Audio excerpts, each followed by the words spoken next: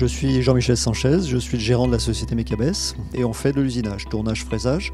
Et donc nous cherchons aujourd'hui à étendre notre champ d'action. Donc dans ce cadre-là, la plateforme SubShad offre l'opportunité pour des petites structures comme nous d'accéder donc à une machine d'impression 3D métallique. C'est des machines aujourd'hui qui sont très onéreuses. Aujourd'hui, on pourrait dire qu'il y a 3 catégories de pièces. Il y a les pièces qu'on ne sait pas faire autrement.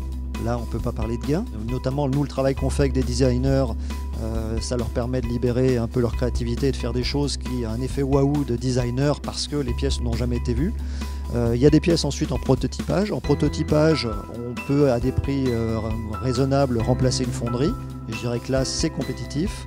Par contre, sur de la pièce de série, aujourd'hui, les prix de revient sont trop élevés. Donc il y a un travail sur les années à venir encore à faire pour réduire le prix de revient des pièces pour rentrer vraiment dans une phase série.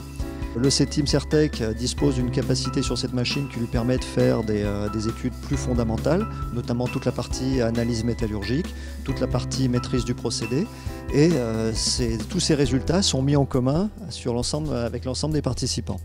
De notre côté, nous en tant qu'entreprise plus de production, on explore ce que l'on peut voir sur cette table. Nous, on est plus à tester des particularités de cette technologie, à savoir par exemple le texturing. Aujourd'hui, avec ces procédés, on peut mettre des effets de surface qui seraient difficilement réalisables en usinage. On va tester aussi des pièces plus légères. On voit par exemple sur cette table qu'il y a des pièces qui sont creuses. On ne le voit pas extérieurement, mais à l'intérieur c'est creux. À partir du moment où on laisse un petit trou, une fois que la production est faite, on peut vider la pièce. Et donc il y a un gain de poids évident. Il y a aussi de l'optimisation topologique. Aujourd'hui, on a des logiciels qui aujourd'hui sont de plus en plus utilisés par les bureaux d'études, qui font une conception à masse minimum.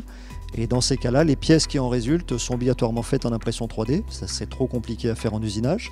On voit des pièces dans ce panel qui sont aussi des pièces avec des canalisations coudées. Donc aujourd'hui, on n'a pas inventé le forêt qui va dans les coins. Donc l'intérêt, c'est qu'on peut faire des canaux avec des courbes en impression 3D. Et puis dans les dernières choses qu'on explore, ce qu'on voit sur cette table aussi, c'est des toiles fines. On voit par exemple un support de phare pour une moto sur lequel on essaye de baisser au maximum l'épaisseur de toile pour avoir des pièces qui sont à la fois légères et résistantes. L'autre problématique aujourd'hui de l'impression 3D métallique, c'est les prix de revient. Aujourd'hui, en simplifiant, on peut dire que le prix de revient est proportionnel au poids de la pièce. Je serais tenté de dire plus la pièce est complexe avec ce poids réduit et ces toiles fines, plus la pièce est compétitive par rapport à des procédés traditionnels. Il y a un gros travail sur ordinateur qui est fait.